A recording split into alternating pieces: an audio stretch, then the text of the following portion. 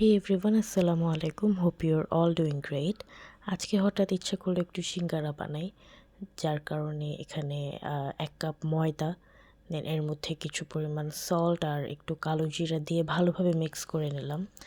ভালোভাবে এটাকে মিক্স করা হয়ে গেলে এটার মধ্যে ঘি দিয়ে দিলাম কিছু। এখানে হালকা কুসুম গরম ঘিটা দিয়ে দিয়েছি।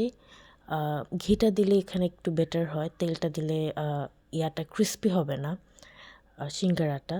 সো যার কারণে ঘিটা দিয়ে ভালোভাবে এখানে আমি মাখিয়ে নিলাম। দেন মাখানো হয়ে গেলে এটার মধ্যে আমি অল্প অল্প করে কুসুম গরম পানি দিয়ে দিয়েছি। কুসুম গরম পানিটা খুবই অল্প অল্প করে দিয়েছি, কারণ যদি নরম হয়ে যেত ডোটা তাহলে সিঙ্গারাটা ভালো হতো না। তাই এখানে খুব সামান্য সামান্য পরিমাণ গরম পানি দিয়ে ভালোভাবে ডোটাকে আমি একটু মিক্স করে নিলাম। দেন এটা মিক্স করা হয়ে গেলে এটাকে আমি কিছুক্ষণের জন্য রেখে দিয়ে এখানে সিঙ্গারার ভিতরে যে টপিংসটা থাকে সেটা তৈরি করতে গেলাম। এখানে কিছু বয়েল আলু আমি নিয়ে নিয়েছি। দেন আলুগুলো হালকাভাবে একটু আমি ক্রাশ করে নিচ্ছি। এটা আমি ম্যাশ করিনি, এটা জাস্ট হালকা হালকা একটু ভেঙে নিচ্ছিলাম। এখানে সিদ্ধ করাই ছিল আলুগুলা। দেন আলুগুলা সুন্দর মতো করে আমি ভেঙে নিলাম।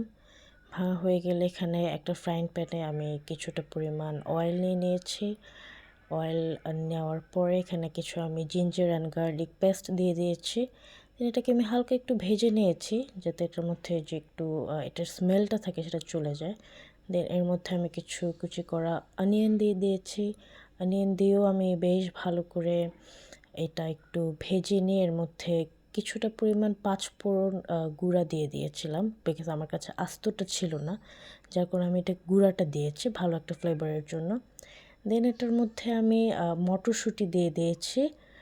মটরশুঁটিগুলো দেওয়ার পরে একটু নেড়ে চেড়ে এটার মধ্যে একটু মরিচের গুঁড়া, দেন হলুদ, একটু ধনে গুঁড়া অ্যান্ড দেন সল্ট, এগুলো দিয়ে ভালো করে একটু মিক্স করে নিয়েছি। এটা বেশ কিছুক্ষণ আমি নাড়বো, যতক্ষণ না এটার ভেতর ওই যে মশলার যে কাঁচা একটা গন্ধ থাকে সেটা যাতে চলে যায়।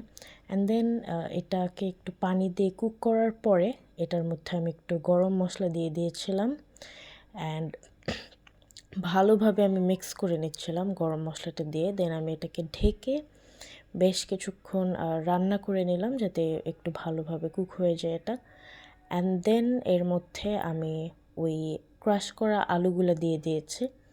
এটা আমি সুন্দর করে একটু মিক্স করে নিচ্ছি আলুগুলা, যাতে ভালোভাবে সব জায়গায় মশলা টশলা একদম প্রপার মিক্স হয়, না হলে পরে খেতে ভালো লাগবে না।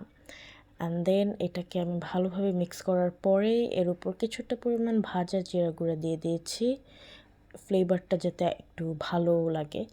অ্যান্ড দেন এটা আমি ভালোভাবে কিছুক্ষণ নাড়াচাড়া করার পরে অ্যাট লাস্ট এটার মধ্যে আমি সামান্য একটু ধনেপাতা কুচিয়ে দিয়ে এটা আমি রান্না করে ফেললাম। অ্যান্ড দেন এখানে আমি ভালোভাবে ওই সিঙ্গারের যে ডোটা সেটা আমি একটু ভালোভাবে প্রিপেয়ার করছিলাম। অ্যান্ড দেন কেটে নিচ্ছিলাম ডোগুলা, যাতে প্রত্যেকটা সিঙ্গারা প্রপার সাইজ হয়।